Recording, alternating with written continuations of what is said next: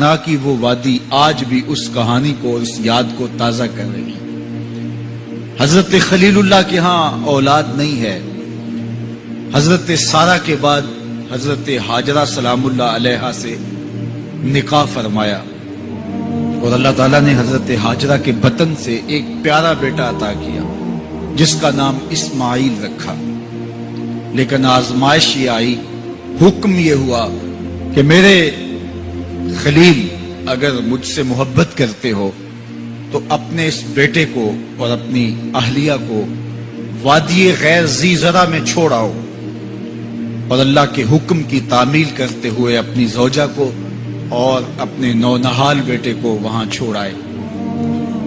پھر 13 سال کی عمر کو جب حضرت اسماعیل پہنچے تو حضرت خلیل اللہ ملنے گئے۔ ایک خواب دیکھا۔ خواب میں کیا منظر تھا کہ میں اپنے بیٹے کو ذبح کر رہا ہوں۔ اللہ اکبر! یہ کوئی آسان کام نہیں تھا، لیکن نبی کا خواب بمنزلہ وحی ہوتا ہے۔ ہمارے خواب شیطانی وسوسے بھی ہوتے ہیں، الجھے ہوئے خیالات کا عکس اضغاث احلام بھی ہوتے ہیں، اور ہمارے کچھ خواب اچھے بھی ہوتے ہیں۔ نبوت کا 46واں حصہ بھی خوابوں کو کہا گیا ہے، اچھے خوابوں کو۔ لیکن نبی کا خواب محض خیر پر مشتمل ہوتا ہے اور شیطان کے وسوسے کا نتیجہ نہیں ہوتا۔ یہ اللہ کی طرف سے نبی کو القاء کی گئی بات ہوتی ہے۔ اب حضرت ابراہیم علیہ السلام کو خواب یہ آتا ہے کہ میں اپنے بیٹے کو ذبح کر رہا ہوں۔ 13 سال کا نونہال بیٹا، اور بیٹا بھی وہ جو اللہ سے دعائیں مانگ مانگ کے لیا گیا۔ حکم ہے کہ اس بیٹے کو میری رضا کے لیے ذبح کرو۔ اللہ اکبر! حضرت خلیل اللہ اٹھے، بیدار ہوئے اور اس خواب کی تکمیل کے لیے آمادہ ہو گئے۔ اپنی زوجہ سے کہا، زوجہ محترمہ حضرت ہاجرہ سلام اللہ علیہا سے کہا کہ بیٹے کو تیار کر دو، دوست کی دعوت پہ لے جانا ہے۔ خلیل عربی میں دوست کہتے ہیں، اور اللہ نے حضرت ابراہیم کو خلیل اللہ اپنا دوست قرار دیا تھا، تو کہا دوست کے بلاوے پہ جانا ہے، دوست کی دعوت پہ جانا ہے، تو بیٹے کو تیار کر دو۔ حضرت ہاجرہ شہزادے کو تیار کر دیتی ہیں، مانگ سجاتی ہیں، تیل لگاتی ہیں، خوبصورت کپڑے پہناتی ہیں۔ بیٹا تیار ہوتا ہے اور باپ اپنے بیٹے کو لے کر کے منا کی وادی کی جانب بڑھتا ہے۔ شیطان سمجھا کہ یہ موقع کتنا نازک ہے، اور اگر یہ قربانی ہو گئی تو قیامت تک آنے والے لوگوں کے لیے یہ نمونہ ہوگی۔ اتنا بڑا ایثار! تو حضرت ابراہیم کے پاس پہنچا اور کہا، اے خلیل، اے ابراہیم، اللہ کو راضی کرنے کے اور تھوڑے موقع ہیں اور تھوڑے ذریعے ہیں، ضرور بیٹے کو ہی ذبح کر کے اللہ راضی ہوتا ہے؟ تو حضرت خلیل اللہ نے کنکر اٹھا کے اس کو مارتے ہوئے کہا، بھاگ جائے یہاں سے، میری گود میں ایک اسماعیل ہے، اگر 1000 اسماعیل بھی ہوتے رب کے حکم پہ قربان کر دے۔ حضرت اسماعیل کے پاس آیا، تمہارا باپ تمہیں کہاں لے کے جا رہا ہے؟ کہا دوست کی دعوت پہ۔ ان کے دوست نے بلایا ہے، اس دعوت پہ ہم جا رہے ہیں۔ کہا نہیں نہیں، تمہیں ذبح کرنا چاہ رہا ہے اور اس کو اللہ کا حکم سمجھ رہا ہے۔ تو آپ نے بھی پتھر اٹھا کے مارا، کہا ہٹ جا میرے راستے سے۔ اسماعیل کے بدن میں ایک جان ہے، لو لو میں بھی جان ہوتی، رب کے حکم پہ قربان کر دیتا۔ ماں کی ممتا بڑی کمزور ہوتی ہے، اولاد کے لیے اس کے جذبات بڑے حساس ہوتے ہیں۔ تو سیدہ ہاجرہ کے پاس آ پہنچا، کہا ہاجرہ، شہزادہ کدھر ہے؟ کہا کہ باپ بیٹے کو لے کر کے دوست کی دعوت پہ گیا ہے۔ کہا کہ وہ تو ذبح کرنے لے جا رہا ہے۔ کہا کوئی سوچ کے بات کر، وہ بیٹے کو ذبح کرے گا جس کو اللہ سے مانگ مانگ کے لیا، بڑھاپے کا سہارا، عصائے پیری، راتوں کے رت جگے، سسکیاں، آہیں اور دعائیں اور التجائیں اور تمنائیں اللہ کے حضور کر کر کے رب سے مانگ مانگ کے بیٹا لیا، اور اس کو اپنے ہاتھوں سے ذبح کر دے گا؟ بیٹا تو نالائق بھی ہو تو کوئی باپ اسے ذبح نہیں کرتا۔ یہ بیٹا، اس کی آنکھوں میں تو نور اور چمک اور روشنی نبوت کی نظر آ رہی ہے، بھلا باپ کیسے ذبح کرے گا؟ تو کہا وہ اسے اللہ کا حکم سمجھ رہا ہے. کہا اچھا؟ کہا ہاں. تو حضرت حاجرہ نے کہا ظالم تو کہیں شیطان تو نہیں ہے؟ میری گود میں آج ایک اسماعیل ہے، اگر رب کا حکم ہے تو 1000 اسماعیل بھی ہوتا تو قربان کر. ماں کی ممتا پہ قربان جائیے، بیٹے کی وفاداری پہ قربان جائیے، اور باپ کی اللہ کے حکم کی تعمیل اور ایثار کے جذبوں پہ قربان جائیے. جب وادی منا میں پہنچے تو حضرت اسماعیل علیہ السلام کو حضرت خلیل اللہ نے کہا یا بنیا، اے میرے بیٹے. کتنا دل آویز لہجہ ہے، کتنا پیار ٹپک رہا ہے. اے میرے بیٹے، میں نے خواب دیکھا ہے. خواب کیا دیکھا ہے؟ کہ میں یہ خواب دیکھ رہا ہوں کہ میں تجھے ذبح کر رہا ہوں. فانظر ماذا ترى، اب تو بتا تیری رائے کیا ہے. باپ بیٹے سے کہے کہ میں تمہیں ذبح کر رہا ہوں تو بیٹے کا انداز کیا ہوگا؟ آج تو باپ کسی بیٹے کو زیادہ محبت سے نواز دے تو دوسرے بیٹے شکایت کو نہ ہو جاتے ہیں کہ ہمارا باپ ظالم ہو گیا ہے.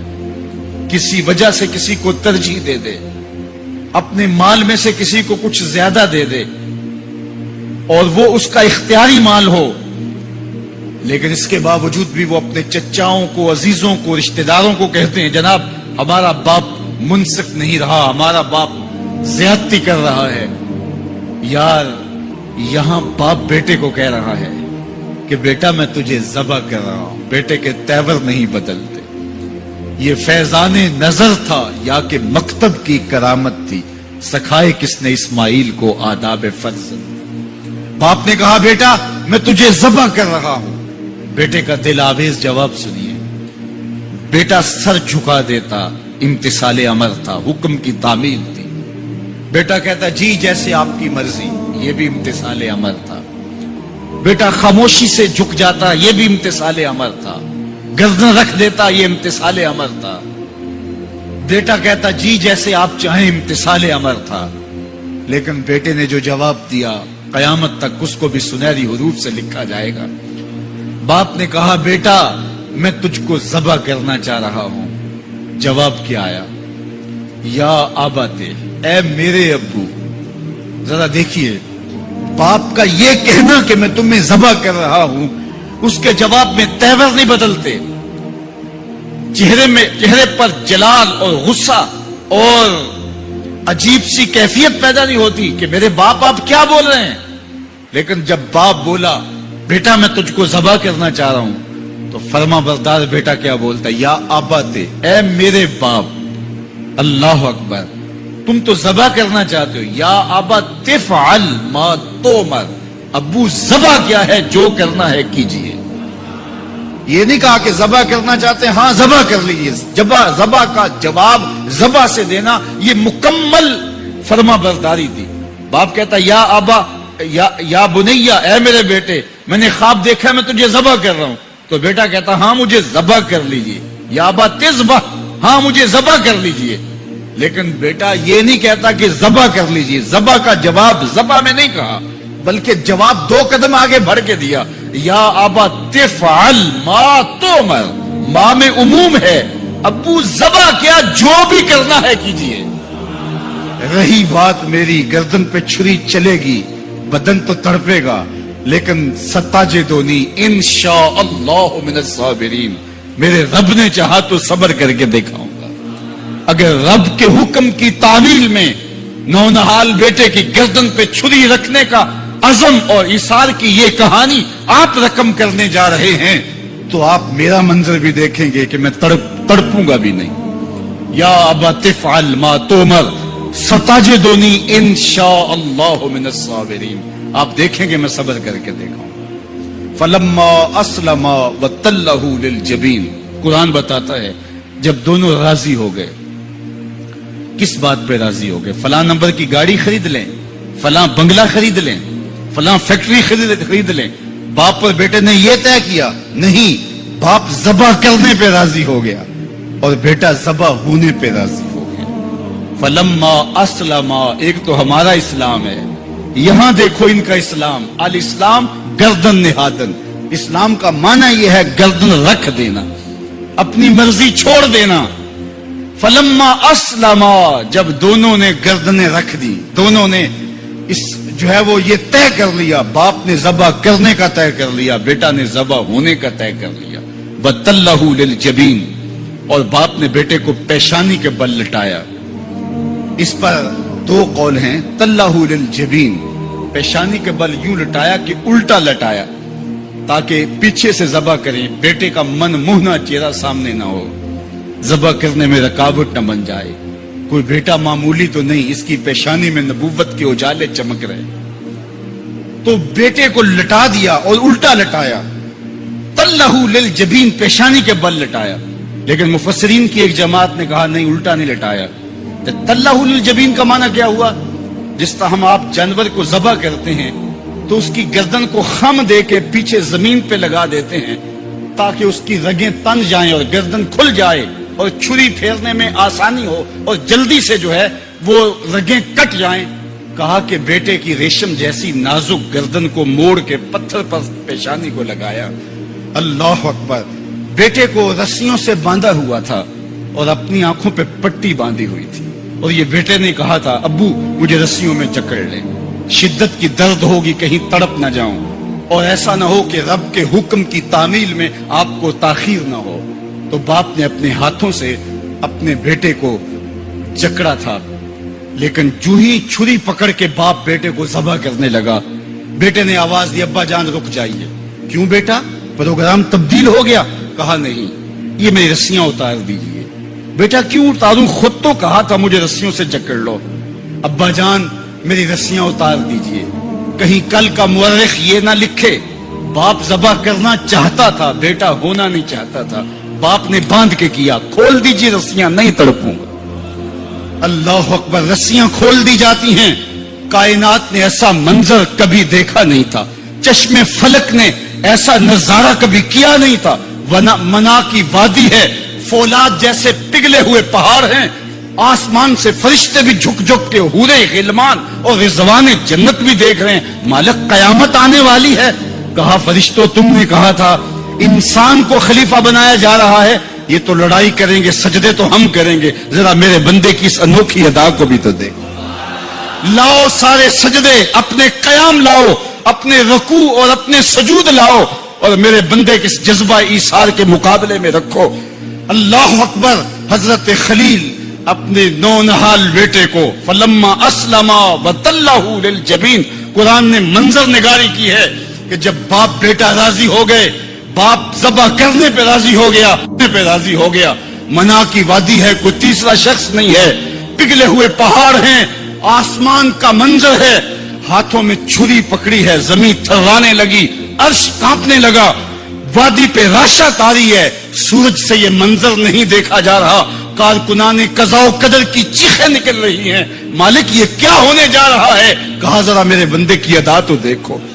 پھر ہاتھوں میں چھری پکڑ کے آنکھوں پہ پٹی بندھی ہے اور نونہال لیٹا ہے، اور پیشانی موڑ کر کے، گردن موڑ کر کے پیشانی زمین پہ لگائی، اور تنی ہوئی رگوں پر حضرت خلیل اللہ نے جب چھری پکڑ کے چھری کو پوری ہمت کے ساتھ بیٹے کو ذبح کرنے کے لیے جنبش دی. چھری تو جنبش کرتی ہے لیکن ایک بال بھی نہیں کٹتا. چھری کو زمین پہ مارا، زمین میں دھنس جاتی ہے. لما تقطعی یا سکین، چھری کاٹتی کیوں نہیں؟ تیرا کام تو کاٹنا تھا. آواز آئی الخلیل یامرنی والجلیل ینہانی. خلیل کاٹنے کا کہتا ہے، رب جلیل کہتا ہے خبردار ایک بال بھی کاٹا تھا. کہا چھری تیرا کام تو کاٹنا تھا. حضرت آگ کا کام بھی تو جلانا تھا. جس نے آگ کو جلانے سے روکا تھا آج اسی کا حکم میرے نام بھی ہے کہ ایک بال بھی نہیں کاٹنا. اس سے راستہ اختیار کیا جا سکتا تھا نکلنے کا. میں نے تو چھری چلائی، اب کیا کروں؟ چھری نے کام نہیں کیا. شکر ہوا بیٹا بچ گیا، لیکن نہیں. خلیل سمجھے شاید کوئی دل میں نرمی پیدا ہوئی تو رب نے چھری کو روک دیا. چھری کو پھر پتھر پہ رگڑا، تیز کیا، اور چھری کی نوک کو نازک گلے پہ رکھ کے پورا وزن ڈال دیا. گلا کٹ گیا، خون بہنے لگا. حضرت خلیل خوش ہو گئے. کتنا مشکل کام تھا بیٹے کو ذبح کرنا، میں کر دیا. جلدی سے آنکھوں سے پٹی کھولی تو کہا، دیکھا کیا کہ منظر بدلا ہوا تھا. بیٹا سمجھ کے جسے ذبح کیا تھا وہ بیٹا نہیں تھا، وہ دمبا تھا. اور حضرت اسماعیل پاس کھڑے مسکرا رہے تھے. بے ساختہ زبان سے نکلا اللہ اکبر. تو حضرت اسماعیل بولے لا الہ الا اللہ واللہ اکبر. پاس کھڑے جبریل جو دمبا لے کے آئے تھے بولے اللہ اکبر وللہ الحمد. ادھر سے آواز آئی وَنَادَيْنَاهُ أَن يَا إِبْرَاهِيمُ قَدْ صَدَّقْتَ الرُّؤْيَا إِنَّا كَذَلِكَ نَجْزِي الْمُحْسِنِينَ. ادھر سے آواز آئی جس سے پہاڑ کی وادی گونجنے لگی اے ابراہیم تو نے واقعی خواب پورا کر دکھایا. وَنَادَيْنَاهُ. سب مترجمین نے اس کا ترجمہ یہ کیا ہے واو حالیہ ہے, یہ طلباء جانتے ہیں. اس حال میں ہم نے ندا دی. حال کیا تھا کہ دمبا ذبح پڑا ہوا تھا, حضرت اسماعیل مسکرا رہے تھے, جبریل پاس کھڑے تھے. جبریل کا پاس کھڑا ہونا اس بات کی دلیل تھی کہ یہ دمبا وہ لے کے آئے ہیں, اور ان کا مسکرانا یہ ساری کہانی بتا رہا تھا. تو حضرت ابراہیم علیہ السلام نے جب یہ منظر دیکھا یقین تو ہو گیا کہ یہ رب کی طرف سے انتظام ہے, جبریل لے کے دمبا کھڑے ہیں. تو یہ یقین تو تھا, لیکن مزید تیقن پیدا کرنے کے لیے اللہ کی وحی اترنے لگی اور حضرت خلیل کا دل باغ باغ ہو گیا. وَنَادَيْنَاهُ. اس حال میں جب دمبا ذبح پڑا تھا اسماعیل خوشکن مسکرا رہے تھے, خوبصورت ہنسی ہنس رہے تھے, مسکرا رہے تھے, اور حضرت جبریل بھی مسکرا رہے تھے. تو اس حال میں ہم نے ندا دی ابراہیم تو نے واقعی خواب پورا کر دکھایا. سب نے یہ ترجمہ کیا اس حال میں ہم نے ندا دی, کیونکہ واو حالیہ ہے. لیکن ٹھنڈ نہیں پڑتی تھی. ٹھنڈ تب پڑی جب کنز الایمان کھولا. تو میرے امام نے اس کا جو ترجمہ کیا آپ اشش کر اٹھیں گے. سب نے کہا اس حال میں ہم ندا دی کہ اے ابراہیم تو نے واقعی خواب پورا کر دکھایا. لیکن اعلی حضرت جنہوں نے قرآن کا ترجمہ ہی نہیں کیا, قرآن کی ترجمانی بھی کی ہے, انہوں نے اس کا ترجمہ کیا وَنَادَيْنَاهُ أَن يَا إِبْرَاهِيمُ. اے مخاطب اس موقع کا حال نہ پوچھ جب ہم نے ندا دی. پھر کیا عالم ہوا کہ جب ہم نے آواز دی یقین تو پہلے ہی پیدا ہو چکا تھا, لیکن جب وادی وحی کے اجالوں سے چمکنے لگی اور ہر سمت وحی کا نور پھیل گیا, پھر کیا حال ہوا حضرت خلیل کا. اے مخاطب پھر اس موقع کا حال نہ پوچھ جب ہم نے ندا دی اے ابراہیم تو نے واقعی خواب پورا کر دکھایا. اِنَّا كَذَلِكَ نَجْزِي الْمُحْسِنِينَ. ہم نیکوکاروں کو یوں ہی جزا دیتے ہیں. ہم آپ کا بیٹا تو نہیں لینا تھا, بس ابراہیم تیرا امتحان پورا ہو گیا, تو نے امتحان میں 100 نمبر لے لیے, سرخرو ہو گیا, کامیاب ہو گیا. یہ تماشا لب بام تو نہیں تھا, یہ کوئی آسان کام تو نہیں تھا. اللہ اکبر. فرمایا ہم نے اس کو پچھلوں کے لیے سنت کے طور پہ باقی رکھا. سلام علی ابراہیم. ابراہیم تیرے اوپر سلام. آج اسی منسک پہ اسی قربان گاہ پہ 40 لاکھ حجاج کرام قربانیاں پیش کرتے ہیں. کوئی 2 قربانیاں, کوئی 5 قربانیاں, بعض 100 اونٹ پیش کر رہے ہوتے ہیں. اللہ اکبر. صدیاں گزر گئیں. یہ تو صرف منا کی قربان گاہ ہے. پوری دنیا پہ پھیلے ہوئے مسلمان اس دن جانور ذبح کر رہے ہوتے ہیں.